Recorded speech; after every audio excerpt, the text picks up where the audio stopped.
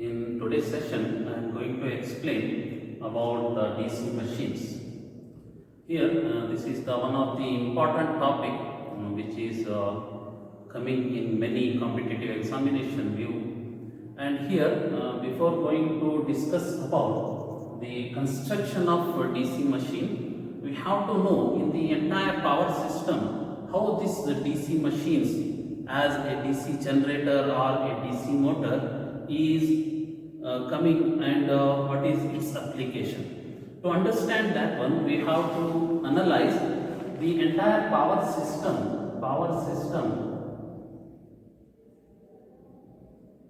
by using a single line diagram. In the single line diagram, the first part is generation and later on its second part is distribution and finally load. Here in this entire three section, it is very easy for us to analyze the entire power system. That is, the first one is generation, and the second one is transmission, and the third one is the distribution.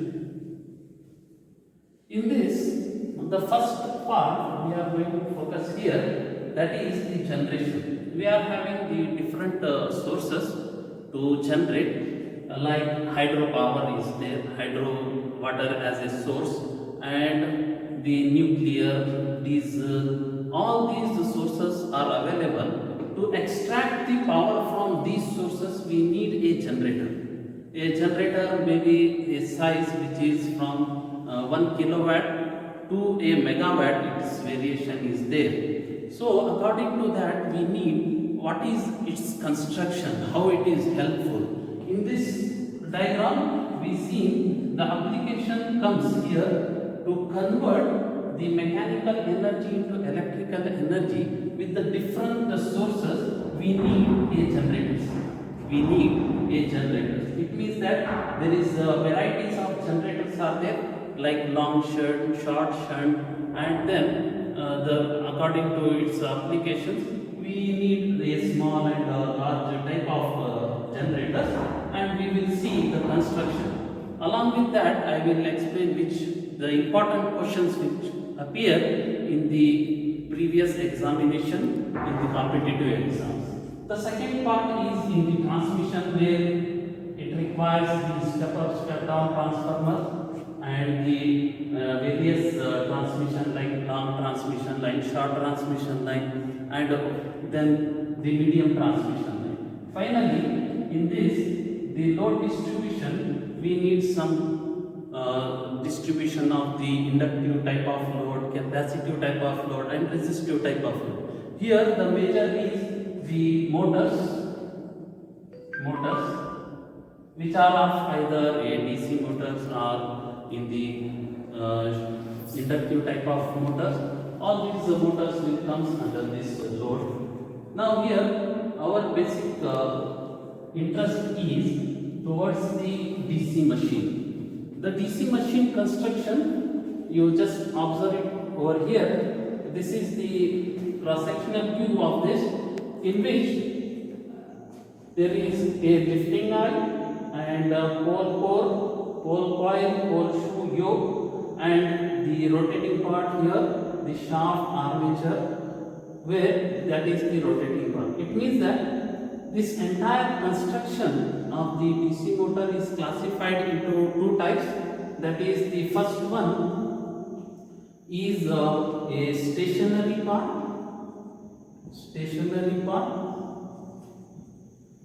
and the second one is rotating part.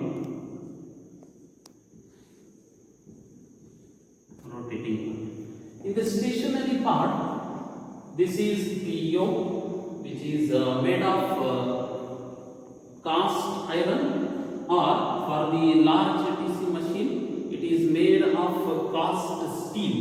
It is for smaller size of machine, it is made of cast iron. And for large machines, it is made of cast steel. Then, what is the advantage of make into a cast iron or cast steel is this cast iron saturation level is of 0.8 Weber per meter square, while in case of cast steel it is of around 0.8 Weber per meter square. So here the flux density is become a saturate in the cast iron for 0.8 Weber per meter square, while in case of cast steel it is of 1.5 Weber per meter square. Then what does it mean? How it is helpful? If for the larger machines, if we use a cast iron as the yoke, which is the outer periphery and cylindrical in shape, then what happens? The size of the machine goes on increase, then definitely its weight is increased, and whatever be the place required for the installation of this generator or in case of motor, that space also increases. Hence it is not economical. To make a best suitable one for the outer periphery of this machine and make it a smaller diameter for the same applications, then the preferable is cast steel material, which is of 1.5 Weber per meter square. The next part of this is the poles, which is fixed with the yoke by using the bolt system, and here the pole core, pole shoe, and there is a winding. This is the winding, which is of copper made. And what is the use of this? We need a flux density here. That flux is produced by using this entire system, that is a pole system. That pole system consists of three parts, that is of pole core, pole coil, and pole shoe.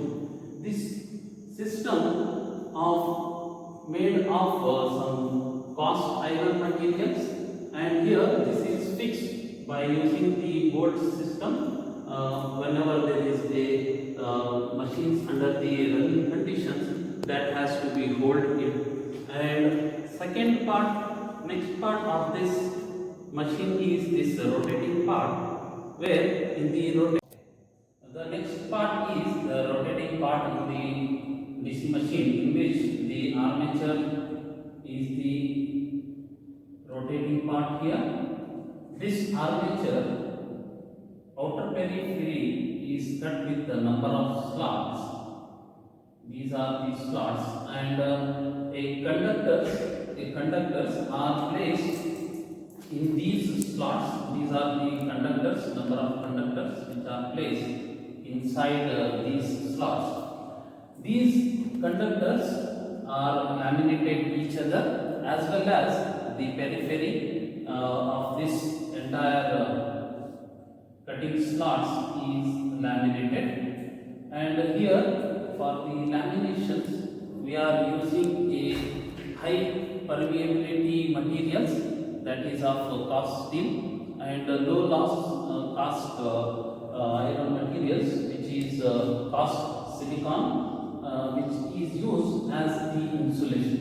And the insulation level in this case is of around 0.4 to 0.5 mm of thickness. And the next is the commutator. In the commutator, which is the essential part in this construction of the DC generator, because whatever be the power supply, because of this dynamically induced EMF, when it is cut by the armature conductor is produced, it is in the form of sinusoidal in nature. It is in the form of sinusoidal in nature, but we need here to connect for outer periphery, that is the load, in the form of DC. So here, to convert this AC into DC, we need this commutator. And in the many examinations of GATE or any other competitive exam, this is the repetitive question in which they ask the DC in the DC machine, the commutator function is, the options will be like this. It converts DC into AC or AC into AC or AC into DC and then DC into DC. The option here is it's used to convert AC to DC. AC to DC. That's the one of the important question in this construction of the DC machine. And finally, the shaft in which we connected the brushes. That brushes is made of carbon or carbon graphite, and that is fixed with this commutator by using a spring which is connected continuously with the rotation, and we are extracting the power from this. That's the construction of this entire DC machine. Now we will move for the EMF equation of this DC machines, in which we are having Z as a number of conductors, and phi is the flux density, N is the speed in terms of RPM, that is nothing but a revolution per minute, and P is the number of poles, and A is nothing but the number of parallel paths. Now here in this number of parallel paths means what? Here for the winding which is in terms of progressive or retrogressive in nature, that is the coils are framed in the form of winding, that winding are either in the progressive or retrogressive one. Here if it is in the clockwise direction, then we are calling it as in the progressive. If it is in the anti-clockwise direction, then we are calling it as retrogressive in nature. Now here the number of parallel paths, according to this there are two types of windings, that is lap winding. Another one is wave winding. Here this is the progression of the winding in terms of lap, that's why we are calling it as in the lap winding, and where this progression of the winding in terms of it comes in under terms of wave shape, that's why we are calling it as a wave winding. So here the number of parallel paths in the lap winding is equivalent to number of poles. A is equivalent to number of poles, and where in case of wave winding it is always equivalent to 2. Number of parallel paths are always equivalent to 2. Therefore, to derive this EMF equation, which is very important one for the answering of the objective questions, because in many times it is appeared to calculate the speed or calculate the number of poles or parallel paths or EMF induced. So on that view, we have to understand about this EMF equation of the DC motor. So here to calculate that EMF equation, we know that here the flux cut by a conductor in one revolution equals phi p, that is nothing but flux in poles, that is change in flux. According to this Faraday's laws of electromagnetic induction, what happens when the flux is linking to the electrical circuit and it is changes, then what happens? A EMF will produce. EMF is produced. This produced EMF is of dynamically in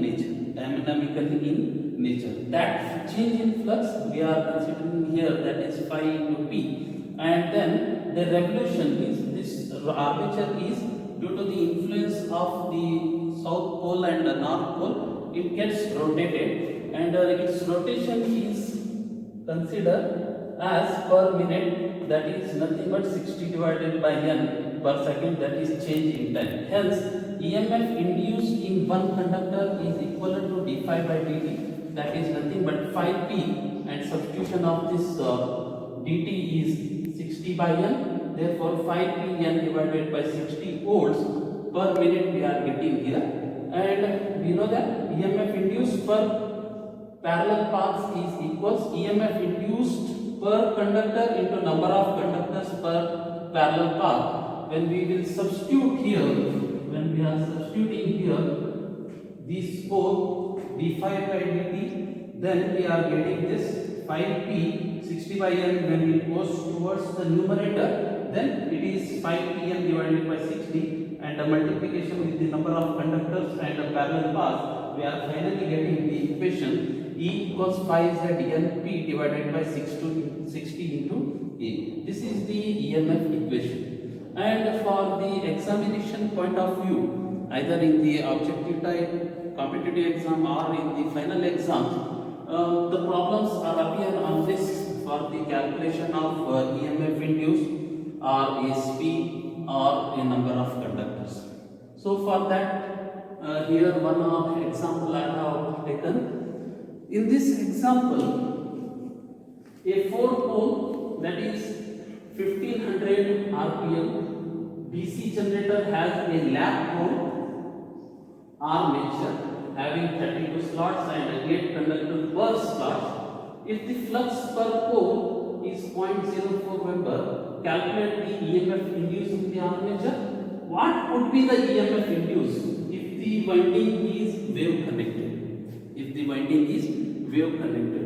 So here, to solve this problem, we have to understand what question is asked and what are the given data.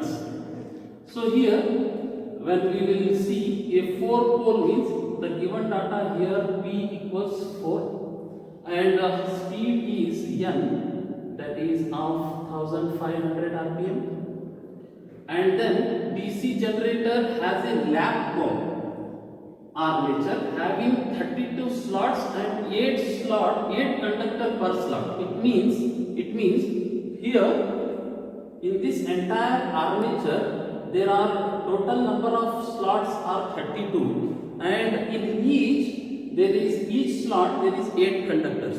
Therefore total number of conductors Z equals number of slots into number of conductor in each slot. Number of conductor in each slot. Then what is the given data? That is 0.04, that is nothing but flux is given, that is 0.04 Weber, and it is asked calculate the EMF induced in the armature. So question is we have to calculate armature EMF which is induced in the armature, and what would be the EMF induced if the winding is wave connected. So what is the difference that we have to observe here is, it is asked the EMF induced in the armature and when it is wave connected. Then how to solve this problem? First we will solve the first one by knowing this EMF equation. E is equals to phi z n p divided by 60 into A, and by substituting all this data we are getting here phi is of 0.04 and Z is 32 into 8 and flux,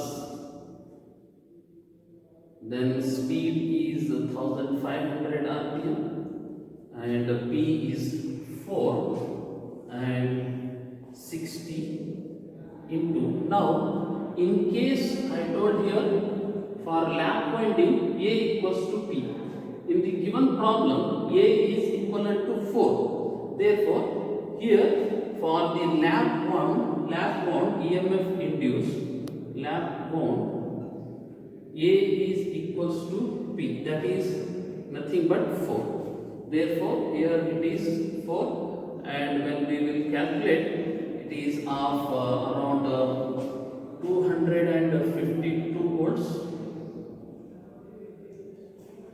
Then Second part, what it is asked here is EMF induced in the armature. What would be the EMF induced if the winding is wave connected? Now here, for wave connection, we know that A is always equals to 2. Now substitute here in A, number of parallel paths is equals to 2 for wave winding. Then we are getting the answer, that is 32 into 8 into 15 into 4 divided by 60 into 2. When we will calculate this, it is of around 512 volts. So from this, what we conclude here is, for large machines and for high voltage and high current applications, we need wave winding shape or wave winding type of machines, and for small voltage and small currents, we need a lap wound type of DC machines. And in the competitive exam, it is asked about, by giving this question, they will ask what is the induced voltage when it is a wave connected, and they will give the options in all the concept, that is 252, 512 and 300, 360, like this. You have to understand. If you understand this concept of solving of the problem, then it is very easy for you to opt this option. Thank you for today's session, and in tomorrow's session I will continue with some induction motors.